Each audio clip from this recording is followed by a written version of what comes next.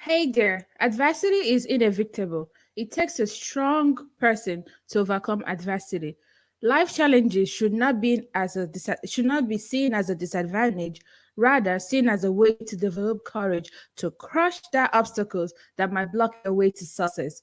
Mary Tyler Moore once said, "You can be brave if you are only had wonderful things happen to you."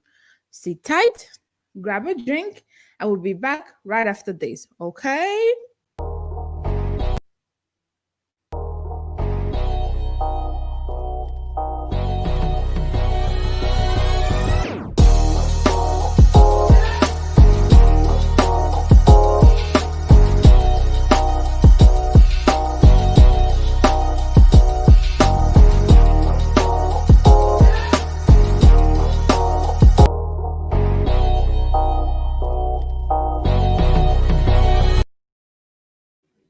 Hi, everyone. Welcome to yet another intriguing and innovative series called Entrepreneur Series. I'm your host, Connie. Welcome. If this is your first time joining us, make sure you subscribe on YouTube because if you're watching right now on YouTube, you can subscribe. Click that red button somewhere down below. Subscribe to us and make sure you click the notification bell button so you can get notified each time we go live. And also like this video and share it to your friends and family. And if you're watching us on Facebook, what are you waiting for? Click that like button as well. Share this video. I think Facebook have this cool feature that will allow you to create a watch party so your friends can join in the fun that we're about to have today because we're about to have a good time. So guys, how you doing? You know how we do it. I want to know how you guys are doing. If you're doing well, please make sure you comment below. I'm blessed. I'll say you are okay or put the thumbs up. Make sure you comment so we know how you are doing. And also want to know where you're watching from. What country, what city, what state.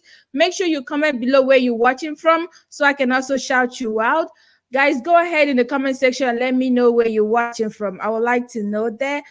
So, guys, we know how we do this. We have to commit this to God Almighty because He's the maker and finisher of our lives. So, we're going to jump right into the Bible's today's Bible verse, which is 2 Corinthians chapter 4, 8 to 9. I read. We are afflicted in every way, but not crushed, perplexed, but not forsaken, struck down, but not destroyed.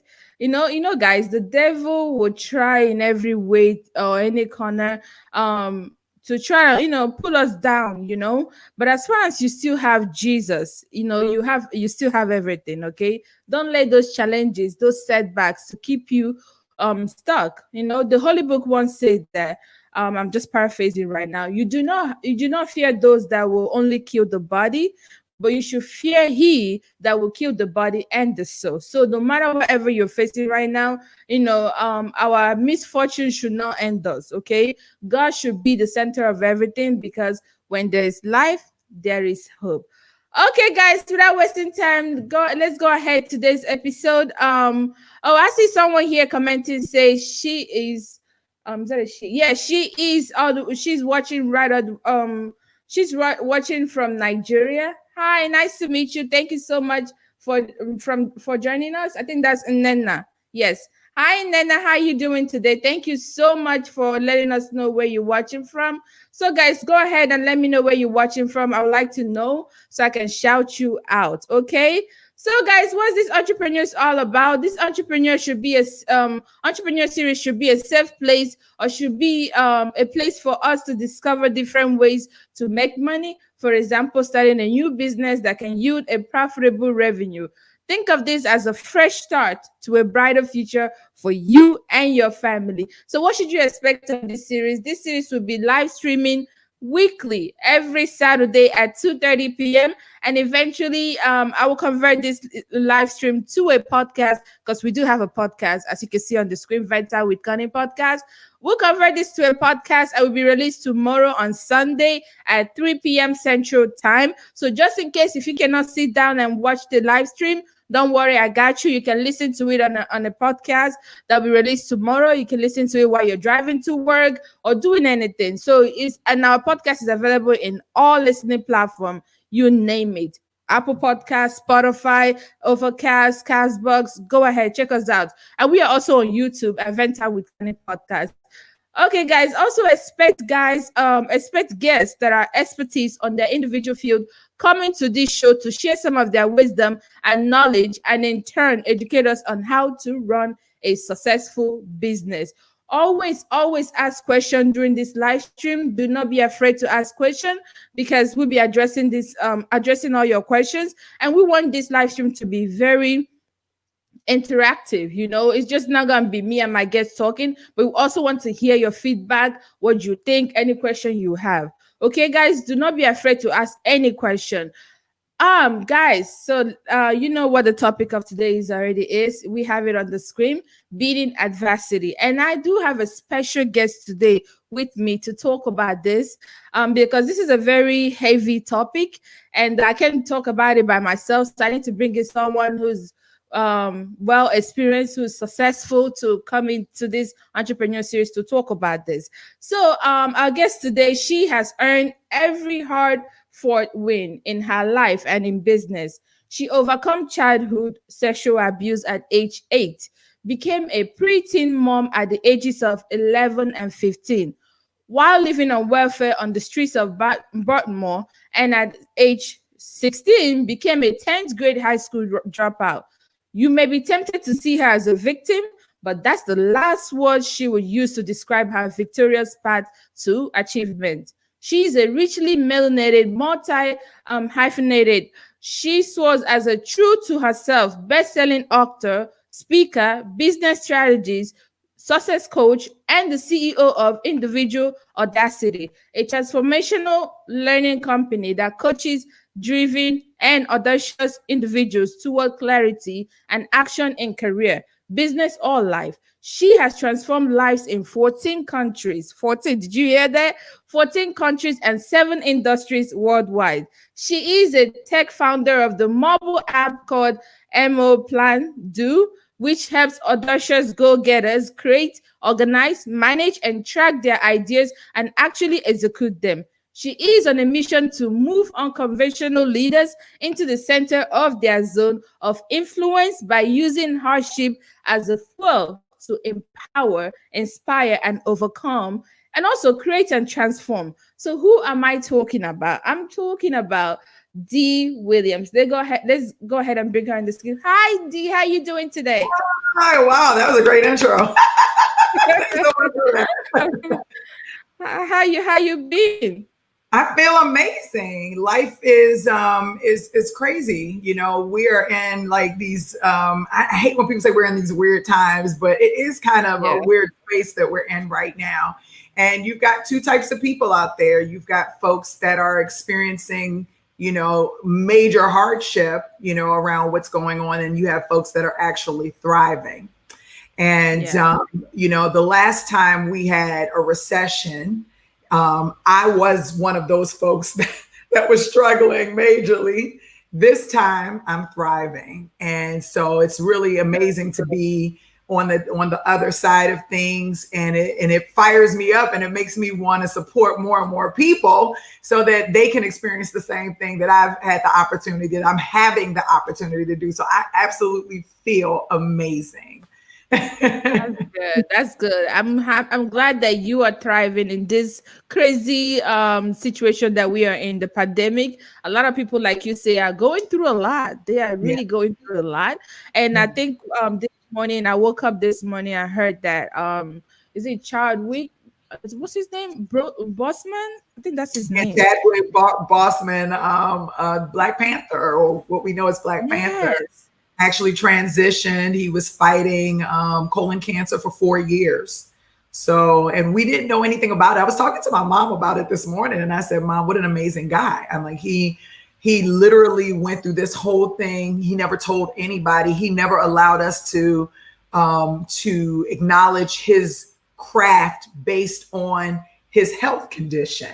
He allowed us to see him for who he truly was. And then, we got to see just how amazing he was and how he transitioned. So I thought it was a very powerful conversation. I also saw that was trending last night on Twitter, the fact that it was saying that most people don't know that what somebody is going through. So we need to just be a lot nicer to people because you just don't know. And I think that his passing kind of left that message lingering on with people. What are your thoughts? Yes, yeah, you are absolutely right, and I'm so happy that he showed. Even though of course, it's sad that he passed away, but we are learning a lot from him passing away, from his life. His legacy. Like he didn't let the colon cancer define him. Or pull him down. I can't even believe that. Wow, because I think he was diagnosed in 2016.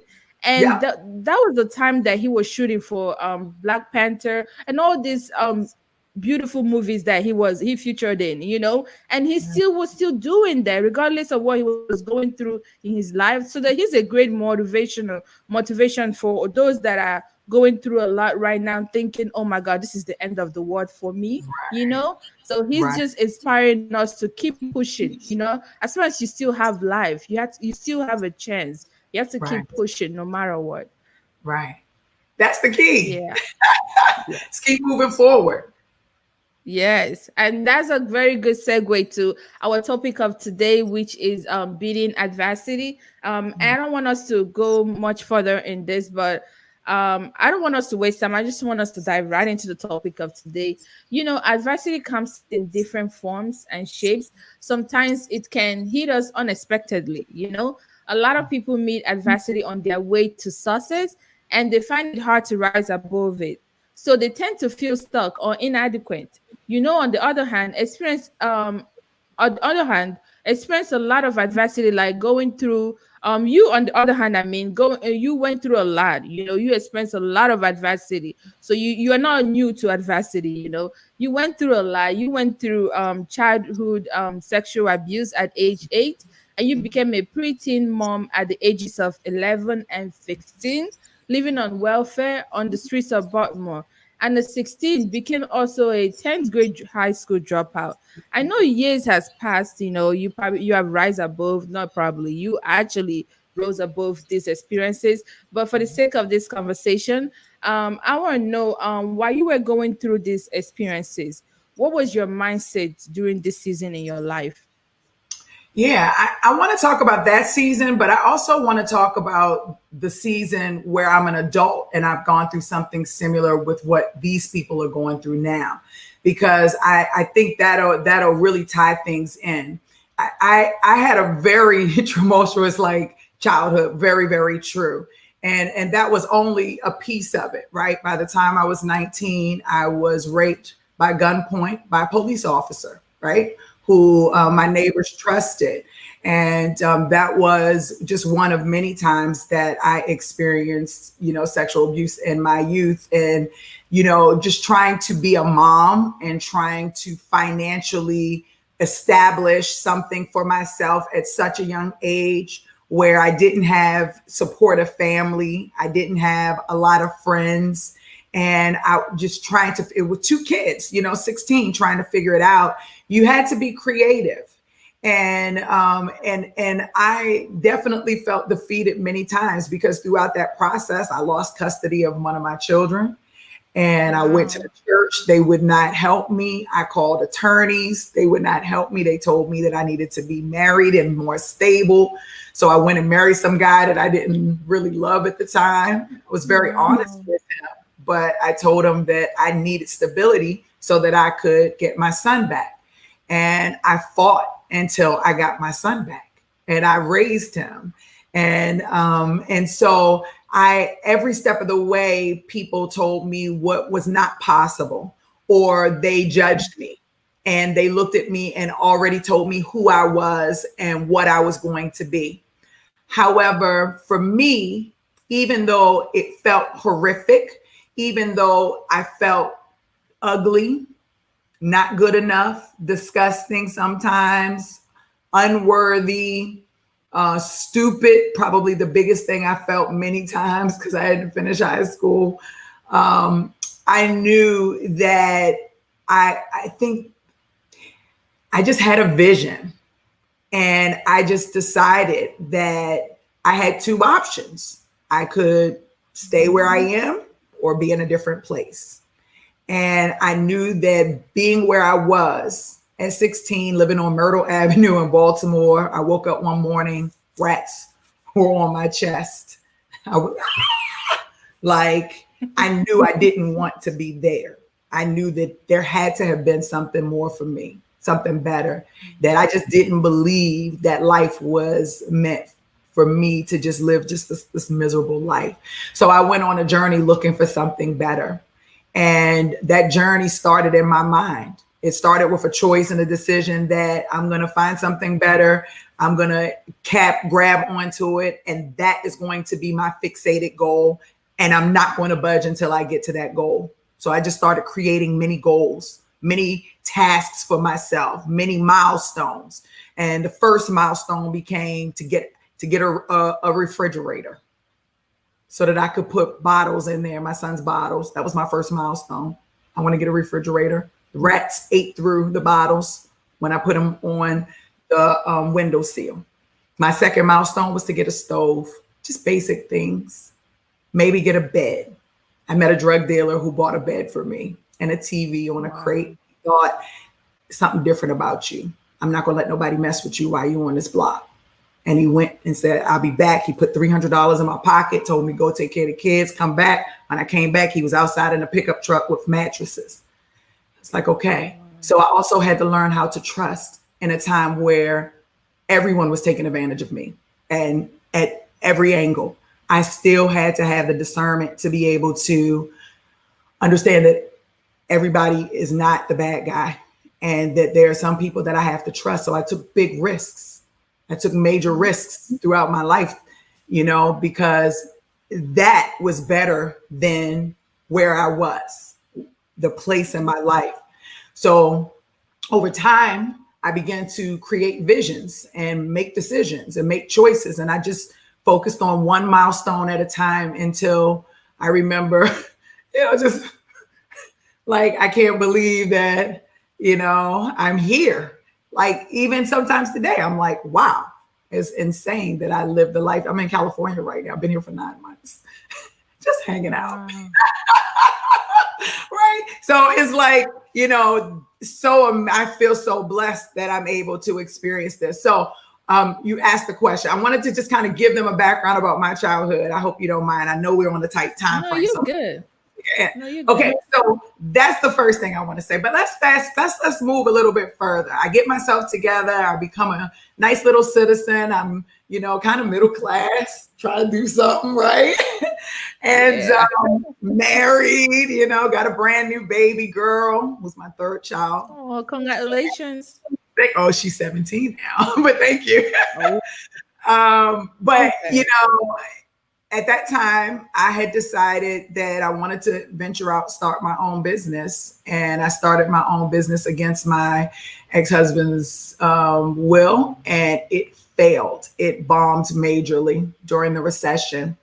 I lost everything that I had worked so hard for was gone.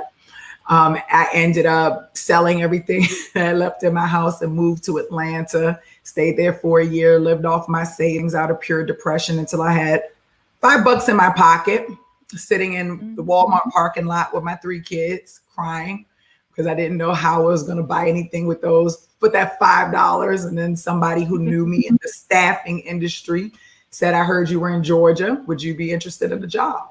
And I was like, mm-hmm.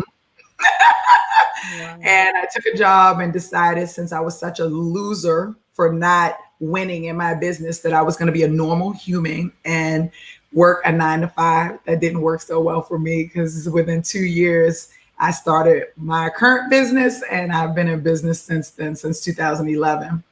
So that during that time, that was a very transitional moment. And I feel like it can really resonate with where a lot of you are right now, or where you could be right now, when the market is crazy and you're working for someone else and they get to define your success, your worth, your future, by letting you go, by, putting you on hold until they're ready to use you again. It's a really uncomfortable and unsettling feeling because you depend on this income to take care of you and your family. And I totally get that.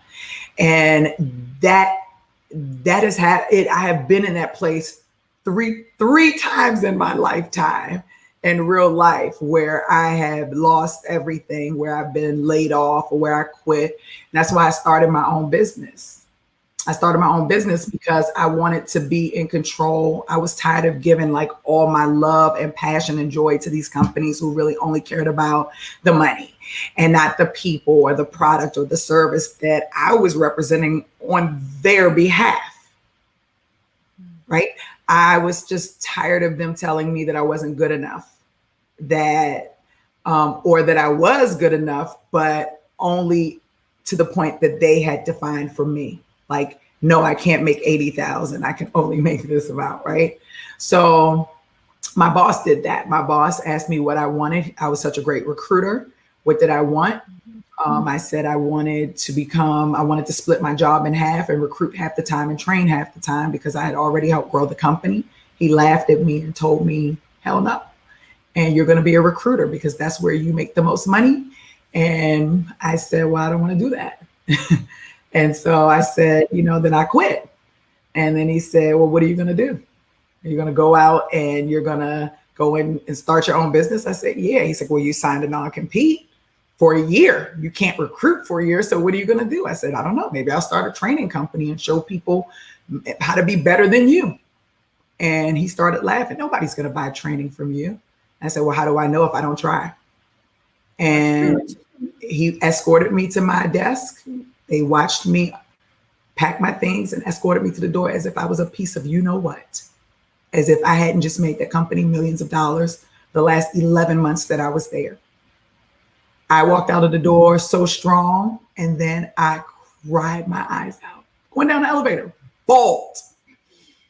And I got a bottle of wine, drank it, told my kids I quit my job. I said, I'm going to start a business. And I didn't look back. And that was the best decision that could have ever happened to me. There was one piece that I left out that I wanted to share with you really quickly. And I want you all to listen when you hear. That day that I came into the office and quit my job, I had no clue. I had no desire to quit my job. I was angry about what had happened, but it wasn't in my mind at that point to quit.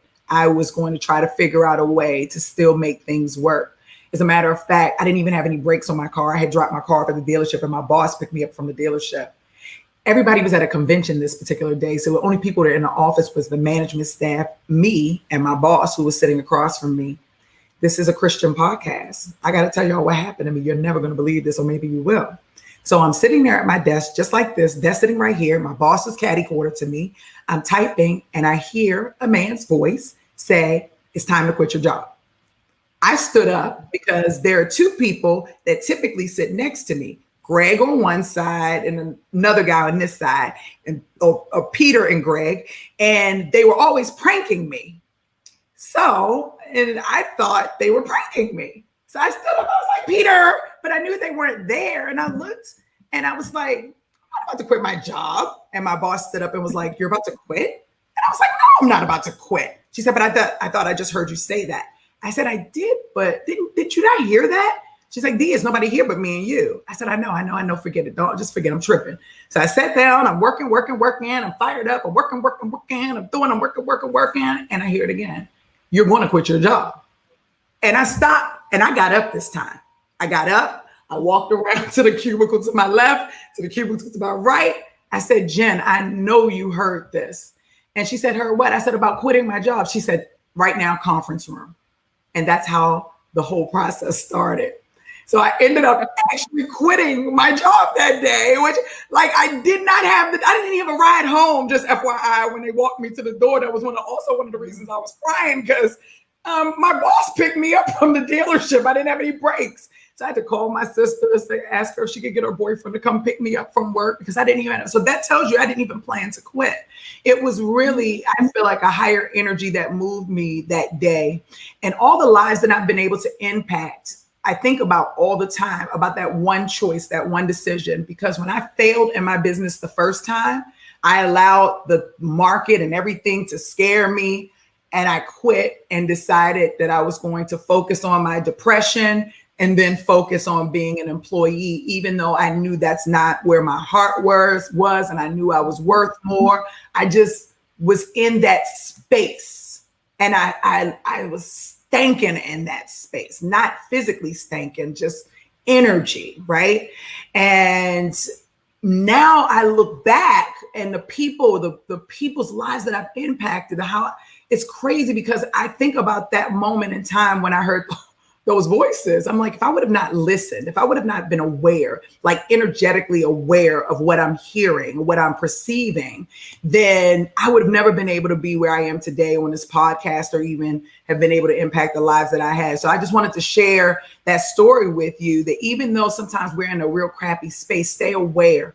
Stay energetically aware, and focus on the vision, because the vision is what matters the most. If you focus on the vision, everything around you will push you towards that vision, and you achieving the things that you want. And I really apologize for taking so much time. No, you're good. This is a very important information. I'm so happy that you shared that story of how you got to the point of quitting your job, because people would think, oh, I would just get up and just quit my job, but you were following, like you say, you were Christian, like I am too. You were listening to God, you were listening to the Holy Spirit directing you. And then, of course, after that, other things fall in place as time goes on. But people need to realize that no matter wherever they are, how crazy the world might seem, you still need to be aware. You still need to be in, I don't know if you're worshiping God, whatever you're worshiping, you need to be in a very calm place where you can listen to the word of God. You can listen to what God is speaking to you, what he's calling you, to your purpose. Because this purpose thing, we can never know what it is. We just don't know. You always think, oh, it may be this, tomorrow it might change. But we have to keep trying. One day, by trusting and everything, it will all align. It will all align. It will all make sense. Because you, at that time, it didn't really make sense why you will quit your job, why you still have your car in the dealership, and you crying probably in the elevator because you don't even have a car home. You don't even have a car to go home. I'm like, and then how am I even gonna get home? I don't have a ride. You should have seen me. It was such a. I was thinking, what did I just do? What is wrong with me? Am I crazy? Like, I was their top recruiter. And so I'm thinking, I had a brand new house with a mortgage. Brand new Mercedes Benz, brakes bad, but a brand new car. Like, and I had to go home and face my kids and my dog. I don't know what happened today. I woke up, everything was great. Now I quit my job, and now I don't know how we're gonna make it. And they told me, you can do this, mama. You can do this. You can do it, mama. Do it. I don't know why you went back to work anyway. Are you ready? Come on, mama, you can do this. We believe in you. We'll help out. We'll do whatever we can. And that's exactly what they did. And I kept pushing. And when I felt like giving up, they kept pushing me. And when they thought that I was giving up, they pushed me even more. And to this day, they still push me. They say, my dreams are so big and I have not even remotely touched them. So what am I waiting on? Sleep? What sleep, Ma? Get up, show them. They be getting on me. That's good that you have this support system, your children, and actually encouraging you to keep pushing. A lot of people don't have that support system. Connie, Lionel, I got pregnant with Lionel when I was 11. I had him when I was 12. I had EJ, got pregnant with EJ, had him when I was 15. They have grown up with me. They have watched my story. They see me from a different perspective. Yes, I'm their mother, but they have watched us go from being almost homeless, living with rats, to living probably an abnormal lifestyle for the average African American. So they have watched the transition. So of course they're going to be supportive. Wow. It's a different. That's a blessing. That's a blessing. That's really a blessing, because you basically grew up with your kids. All of you guys grew up together. Yeah. That's a blessing. Okay, guys, I'm going to digress a little bit, but for those that are just joining us, welcome to Vent Time with Connie podcast live show. We are talking about beating adversity, and I have my guest here, Dee Williams. Please feel free to pitch in your feedback. She's saying hello right now. Make sure you comment below whatever you're thinking, your questions, your feedback. We welcome all of them, and we'll be addressing it towards the end. So we're going back to our topic, what we're talking about. You did provide a lot of great insight. Like you said, adversity is like something we cannot avoid, and you didn't let it, stop you. Even though it was scary at first, like for example, making that decision of quitting your job, but you still didn't let it stop you. And so many people make excuses when these things come. Oh, I will never make it. Oh, maybe because this happened to me. This happened to me. So and that brings about procrastination, fear, so many things. But because you didn't let that. You didn't let procrastination stop you. And of course, that's because you have a good support system that will not even let you procrastinate or let you just say rest. I can't do this. I can't do that. You have people keep pushing you, and you become a seven-figure earning international coach right now and a tech mogul. And I'm wondering, like, I know you have experienced setbacks like you described, but what is something that you have failed in, especially when you started your own business? Yeah, so let's talk about it. So today we're going to be talking about my mobile app, Mo Plan Do. That was a failure. How Wow. about that? And I had to pivot. I had to pivot and I had to be strong enough to see. I invested over $20,000 in the technology and we launched. It was still really buggy. We did get a lot of beta users, but it was still costing me so much money to just maintain the mobile app. I did not take the approach that I should have taken. I should have done things a little bit differently. In hindsight, I didn't figure that out until after I made the errors and after I made the mistake. But I actually listened. And I think that was the really cool part about the experience. I listened to my audience. I listened to what they were saying. I listened to the feedback and I pivoted. And I was able to create a new software platform. It's an e-learning platform called Reskillify. And we haven't even officially launched it. So you all are getting the real scoop. We have about 700 users on the platform right now. And we only have about 18, 19 courses. Most of them are private because they're all mine. We're just launching the instructor side of our portal. So we're going to be advertising very shortly and reaching out to specific coaches about the platform. So it's growing. And so the platform is really cool. And what we decided to do was to create a checklist that accompanied that platform. So as me and the team are working things out, we realized the checklist that we're looking for was like Mo Plan Do. And we were like, oh, snap, right? So the pivot took place, and interesting enough, when I went to first pitch Mo Plan Do to an investor and here in LA before I ever came to LA, the guy on the phone was so authentic, where he was like, yo, I hate that name. That name is terrible for your mobile app. I loved it though. Like what? I had a whole online in-person tour. And he talked really badly about the name. And so I said, I'm not scrapping the name. And then I came to LA and I was talking to a good friend of mine, Shalon, who's in the tech space and she's an investor in real estate or whatever. And she's like, I'm not too fond of the name. And I'm like, what is up with my name? She said, and when she said it, it made sense. She said, the vibrational energy of the name does not flow with what you're trying to do. And I disagreed, but I got what she was saying. So when Reskillify came about, the e-learning platform, I knew I wasn't going to do a mobile app again because I was kind of salty about Mo Plan Do. But as we're building, we know we're going to build a mobile app version, and the mobile app version will actually come with something that we're building custom to the platform, which is the checklist, which ultimately would be Mo Plan Do. So what we're doing is we're pivoting. We're changing the name from Mo Plan Do to Reskillify Check. And it's going to be a big ordeal. But you asked about failure. That was a pretty expensive failure. Yes, I'm Pretty sure it hurtful is. to my pride. I'll tell you that too. My pride, I was like, what? And I had an investor. So, right. So it was a major failure, actually, because all my friends and everybody looking at me like, so what's up with Mo Plan 2? What's up with that? And I'm like, shame. Like, you're not going to win at everything. It's just like we have this idea that because we start something, that means that it's going to automatically be a success. If you're starting something you've never done before, it's inevitable that you may potentially fail.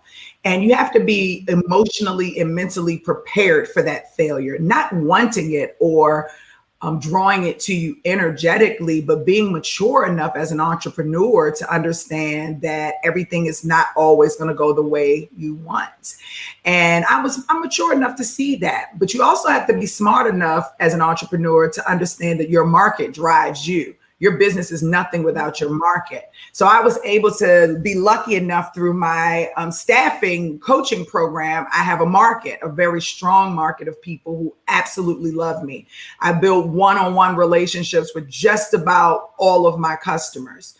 And so because I do that, it gives me the ability to create all types of technology. I have a market who will test it out for me. And not only will they test it out, but they get to benefit from it immediately. So when I built Reskillify, I paid VAs across the world to move all of my stuff off of a platform I was paying somebody else for, put all of my courses on my platform, and then put all of my customers over. When I did that, I said, okay, hey, what's wrong with this platform? Tell me, how can I change it? How can I make so that it's better for you, a better experience for you? What would feel good to you?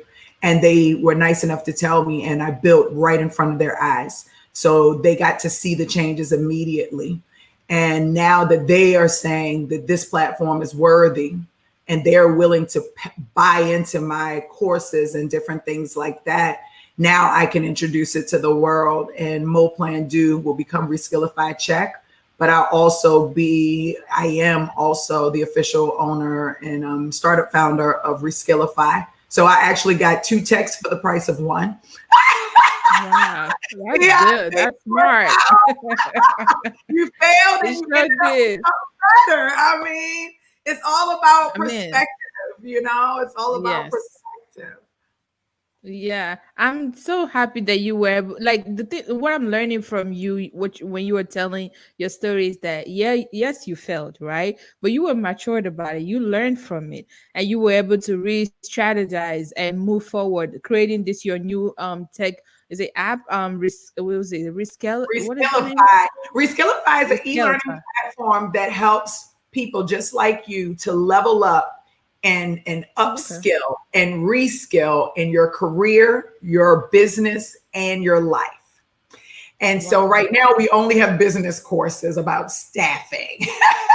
But by January 1, we will have courses from, oh my gosh, the coaches that we've been reaching out to already.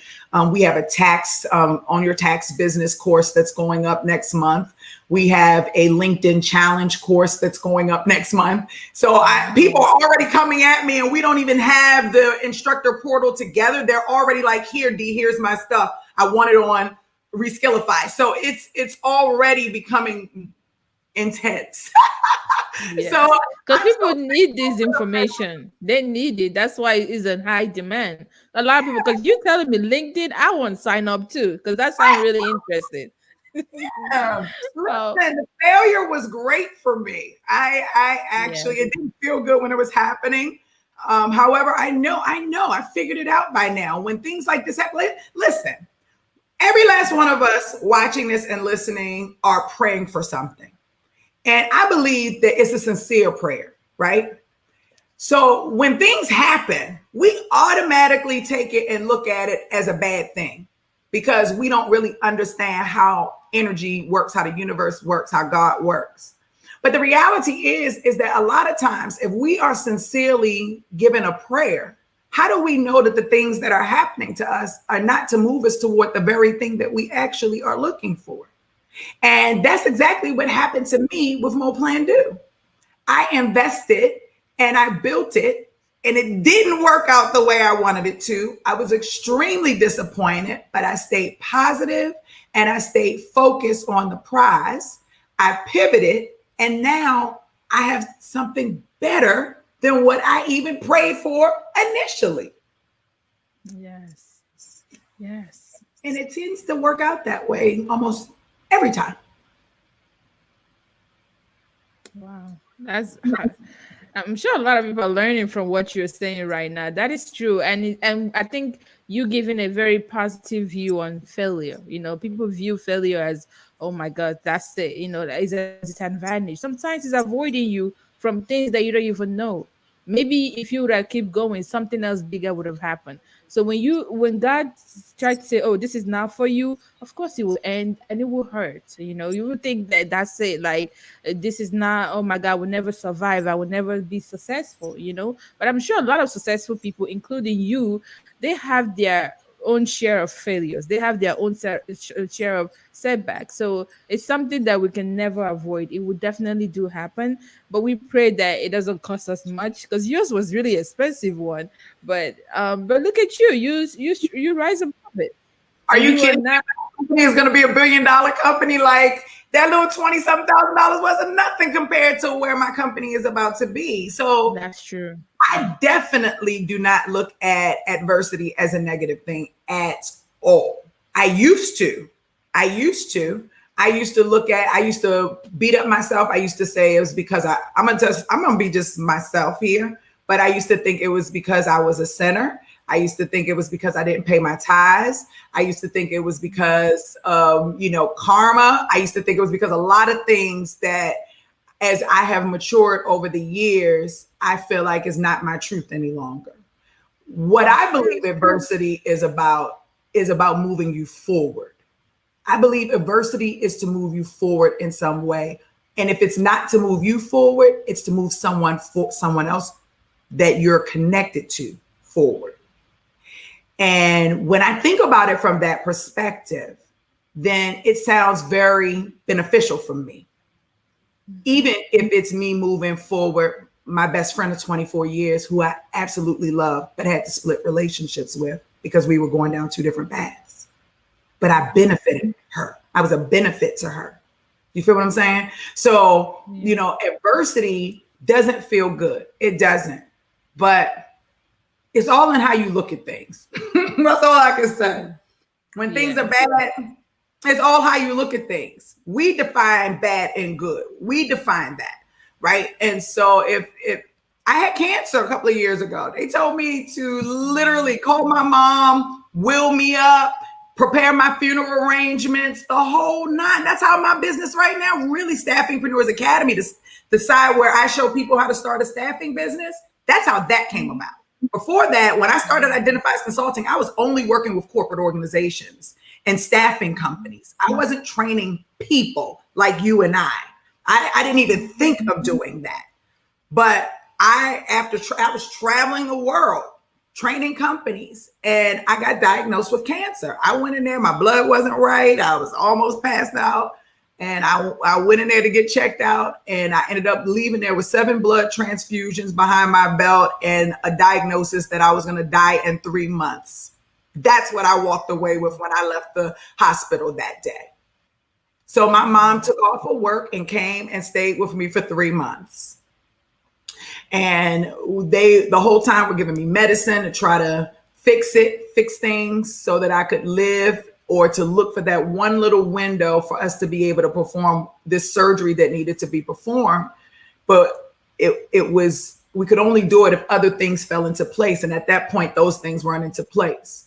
So my mom is waiting for me. She's like, I think we need to talk about what the next steps are, different things like that. I'm thinking, no, if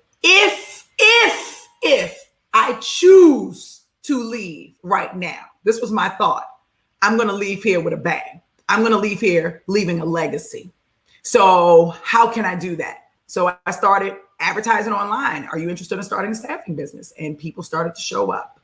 And I started taking courses. I started building courses, and I built Staffingpreneurs Academy on my deathbed. I could only walk from my bed to the bathroom and back for 3 months, computer in my lap. And I started putting Post-it notes all over the walls and the ceilings. Of all the things that I'm going to do next year, because they were telling me I wasn't going to live past December. So I wanted to pre-forecast the things that I was going to do to remind myself that I was going to see next year. I said, I'm going to build Staffingpreneurs Academy. I started building it. And I just reprogrammed my mind. I went to the doctor every week. I told them, you will not call what I have cancer. You better find a different name for it. Cancer makes me feel like I'm going to die. And although you all have your own version of my story, I have my own version of my story. So we're not using that word. So you can call it the real physical word, whatever it is, but we won't be using the word cancer again. And they agreed. And and I just built my business. I built this other arm of my business so that I could stay afloat. I became innovative. Just because you put me on bed rest and I own my own business and now I have no income coming in doesn't mean that I'm not going to create income. I'm not going to sit there and cry and be defeated, not after I've come this far. And they're telling me I'm not going to live. No, I'm going to create my own version of who people believe I am when I leave from this place.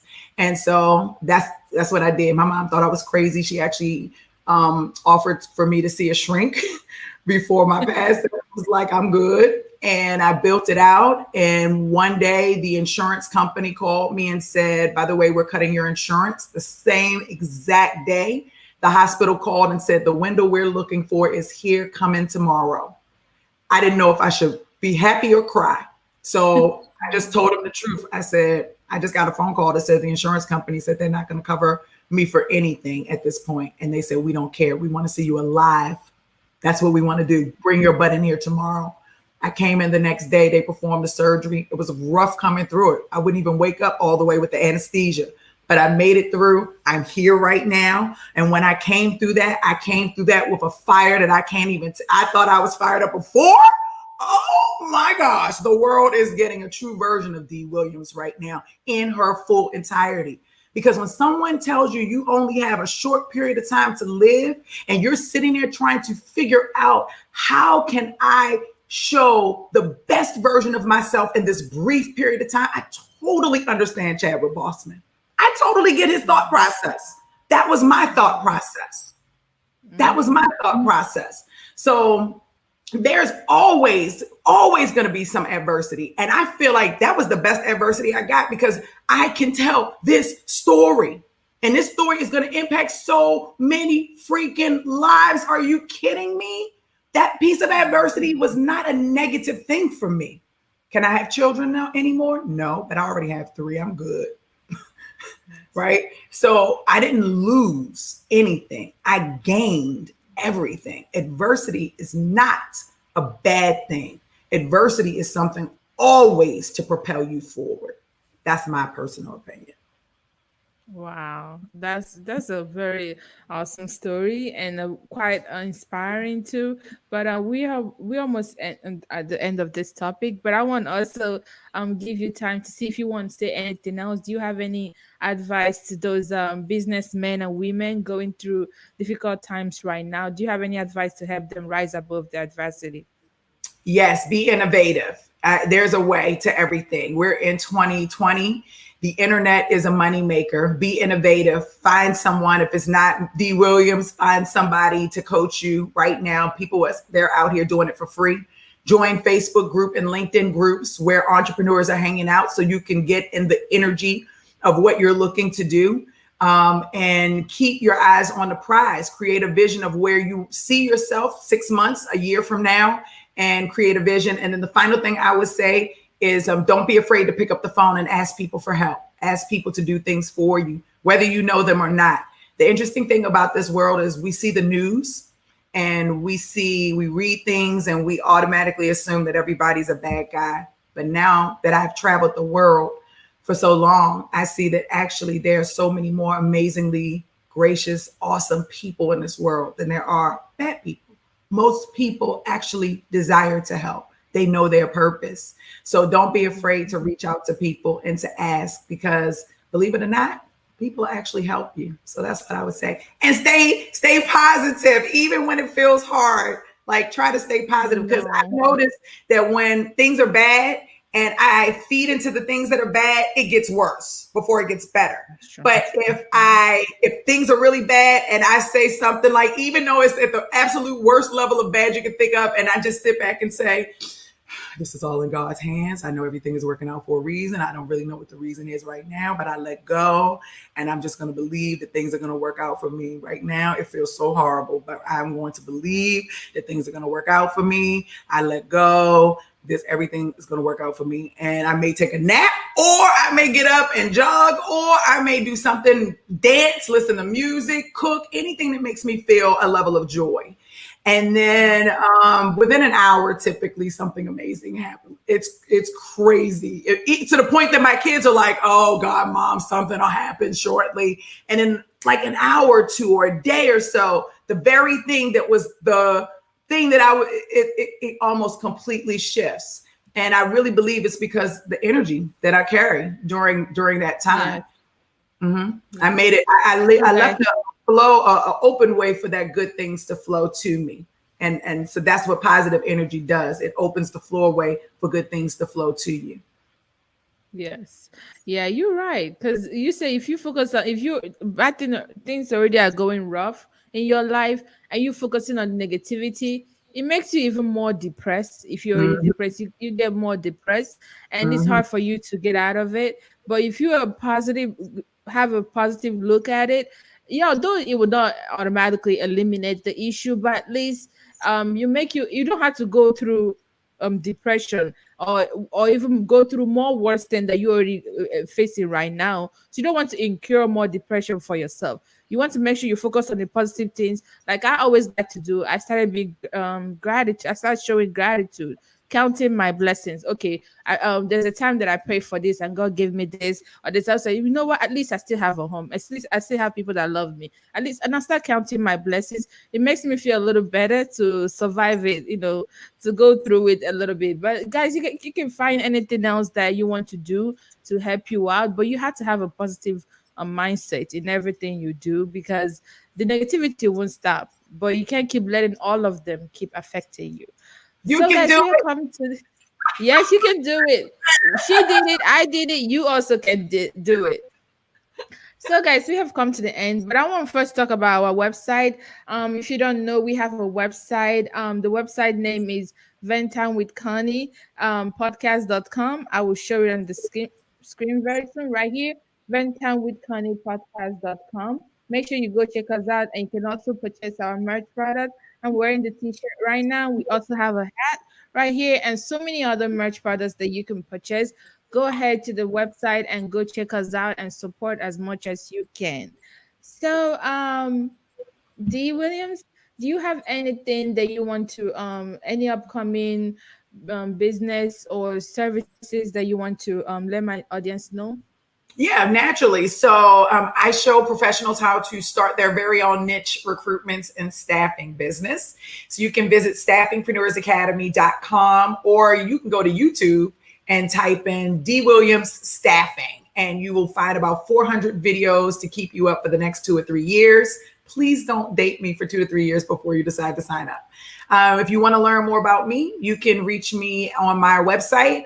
It's my name, DEE-Williams.com. And just stay on the lookout for Reskillify, because we're here and we're not going anywhere. That's good. That's good. So guys, I have it on the screen right here, D-Williams.com. Go check her out. And the website, Staffingpreneurs Academy.com. Go check her out. And if you listen on the podcast, don't worry, we have all these links in the episode that you're listening to right now. So once you're done, click on the episode details. You will get all the links about our guest today. So you can also go use her services, the staffing. If you're thinking of starting any staffing business, you can go check her out, definitely. Especially my nurses. Nurses do very, very well in my community. Nurses from Nigeria, nurses from Ghana, so I'm just putting it like we have very, very, very successful nurses in our community. So if you've ever thought about starting a staffing business, placing nurses or any other niche, but I'm just letting you know the nurses do very well. I'm the place you want to be. That's good. I didn't know about that. Nursing doing staffing business. That's cool. Oh, they make, the largest healthcare staffing agency in the United States right now. They do about between 375 million to 425 million a quarter. Wow. Wow. Wow. Their CEO makes like 3 million a year.